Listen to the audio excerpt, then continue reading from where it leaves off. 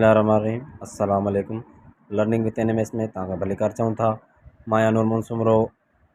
जीअं त तव्हां ॾिसी रहिया आहियो त सिफ़त जो चैप्टर आहे अॼु। उन खां पहिरीं ज़मीर खां पहिरीं इस्म खां पहिरीं ग्रामर जी तफ़सील। सिफ़त छा आहे? अहिड़ो लफ़्ज़ जेको कंहिं इस्म या ज़मीर जी ख़ूबी ज़ाहिर करणु, ख़ामी, गुण, अवगुण, वज़न, तइदाद ऐं बीहक बयानु कनि, उन्हनि खे सिफ़त चइबो आहे। ठीकु आहे। सिफ़त ईअं ई खणी चइजे, हिकिड़ो नालो आहे उन जी ख़ूबी ज़ाहिर कंदो आहे, हिकिड़ो ज़मीर आहे उन जी ख़ूबी ज़ाहिर कंदो आहे। सिर्फ़ु ॿ शयूं, ऐं हिकु इस्म जी, ॿी ज़मीर जी मतिलबु ख़ूबी ज़ाहिर कंदो आहे। मिसाल, ॻाढ़ो, नीरो, होशियारु, ग़रीब, वॾो, नंढो, तेज़, तिखो, मंडो, ईमानदार, मुनाफ़िक़। ठीकु आहे।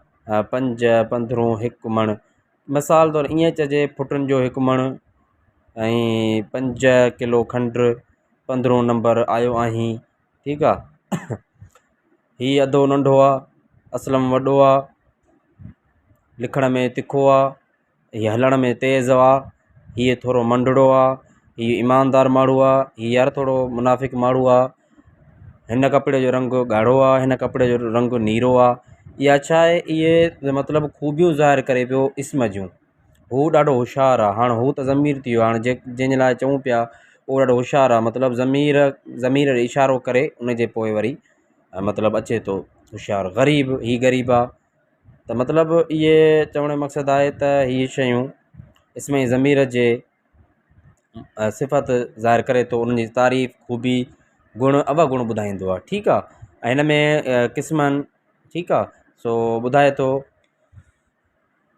चवे थो त सिफ़त जा 2 क़िस्म आहिनि। हिकु वस्फ़ी सिफ़त, ठीकु आहे, ॿी अददी सिफ़त।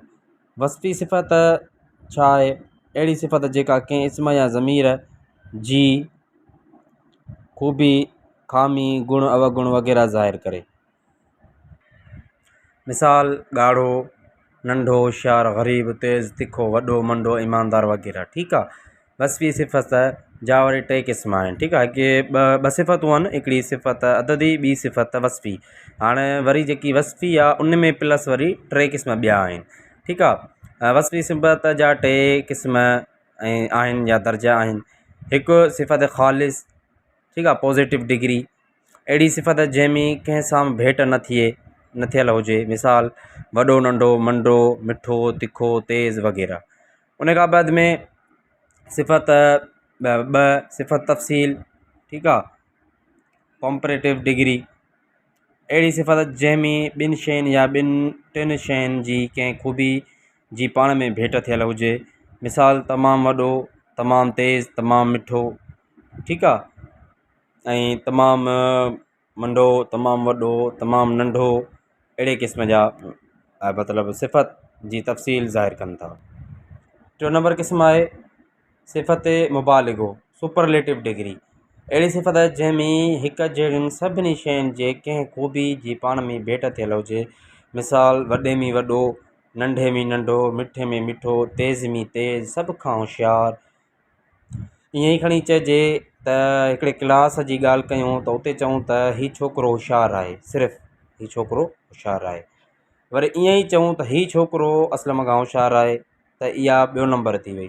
पर जे ईअं चऊं त हीउ छोकिरो पूरे क्लास में सभिनी खां होशियारु आहे, त इहो थी वियो 3 नंबर, मतिलबु सिफ़त मुबालिगो, सुपरलेटिव डिग्री।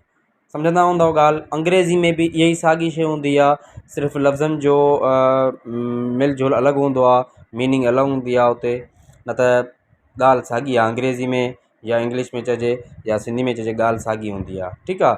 उन खां बाद में अददी सिफ़त, ॿियो पार्ट आहे सिफ़त जो, अददी सिफ़त, अहिड़ी सिफ़त जेका कंहिं इस्म या ज़मीर जो तइदाद या तरतीब।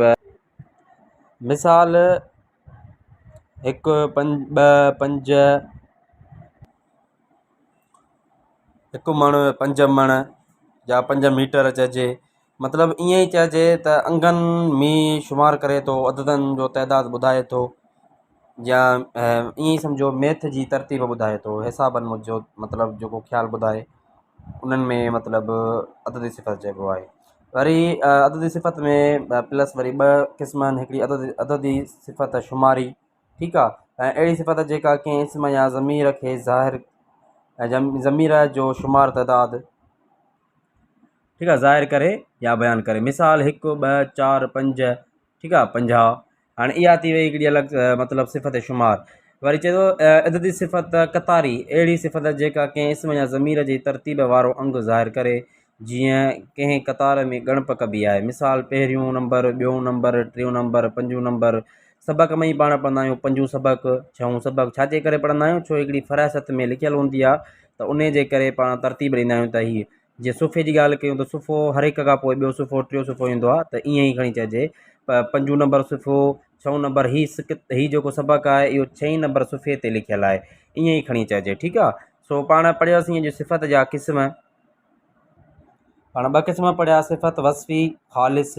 ठीकु आहे। मिसाल तौरु ईअं चइजे सिफ़त वस्फ़ ऐं सिफ़त अददी पढ़ियासीं। तंहिंमें 3 क़िस्म सिफ़त वस्फ़ी आहिनि, ख़ालिस, तफ़सील, मुबालिगो ऐं सिफ़त अददी में शुमारी ऐं क़तारी। ठीकु आहे। हीउ हुयो सिफ़त जो लेक्चर। ऐं बाक़ी अञा रहियल आहे फ़इल, उर्फ़ निदा, उर्फ़ जर, उर्फ़ जुमिलो, प्रीपोज़िशन, ईअं ई खणी चइजे। उन्हनि जा लेक्चर जे लाइ इंतज़ारु कजो। ऐं जीअं त हीउ लेक्चर तव्हांखे सुठो लॻो हुजे त लाइक, कमेंट्स ऐं शेयर ज़रूरु कंदा। Thank U very much.